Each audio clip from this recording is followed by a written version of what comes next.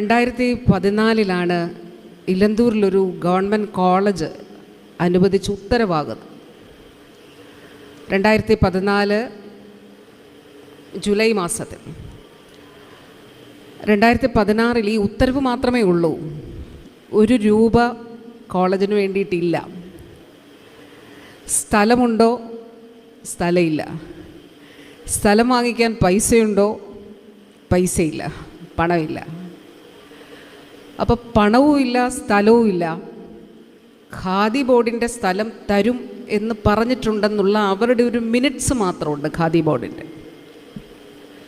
അതും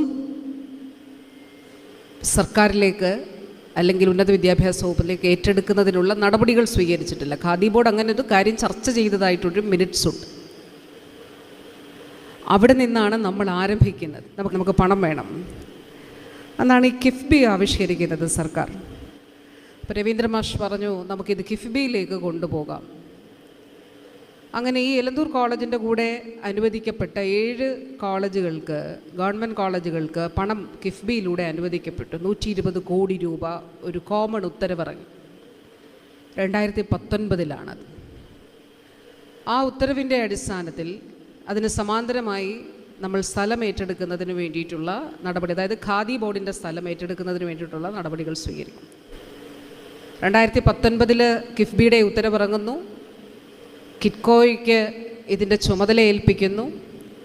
പിന്നീട് ഇങ്ങോട്ട് നമുക്കറിയാം 2020 കോവിഡായി. ഏതാണ്ട് ആ ഘട്ടത്തിൽ മന്ത്രിസഭയിൽ 2021 കഴിഞ്ഞ സർക്കാരിൻ്റെ അവസാന മന്ത്രിസഭയിൽ ഇത് കൊണ്ടുവന്നിട്ട് ഖാദി ബോർഡിൻ്റെ സ്ഥലം നമ്മൾ ഉന്നത വിദ്യാഭ്യാസ വകുപ്പ് ഏറ്റെടുക്കും. വ്യക്തികളിൽ നിന്ന് ഏറ്റെടുത്ത 2.12 ഏക്കർ സ്ഥലം, അത് 4 കോടി രൂപ. ഭൂമി ഏറ്റെടുക്കുന്നതിന് 3,86,00,000 രൂപയാണ് വകയിരുത്തിയിരുന്നത്. അതിൽ സ്ഥലം ഏറ്റെടുപ്പിനായി ഇതുവരെ നമ്മൾ ചെലവഴിച്ചത് 4,36,67,000 രൂപ. ഏതാണ്ട് 5 ഏക്കറിൽ പരം സ്ഥലം നമുക്കായി. ഒരു കോളേജ് സ്ഥാപിക്കുന്നതിന് വേണ്ടിയിട്ട് മാനദണ്ഡപ്രകാരമുള്ള സ്ഥലമായി. ഇനി അടുത്തത് കെട്ടിടമാണ്.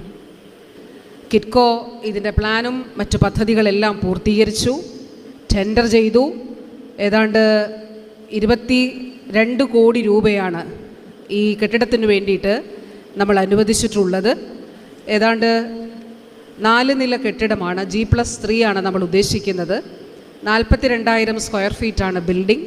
ടോട്ടൽ അനുവദിക്കപ്പെട്ട കിഫ്ബിയിലൂടെ നമുക്ക് ലഭിച്ച ധനാനുമതി 33.26 കോടി രൂപയാണ്.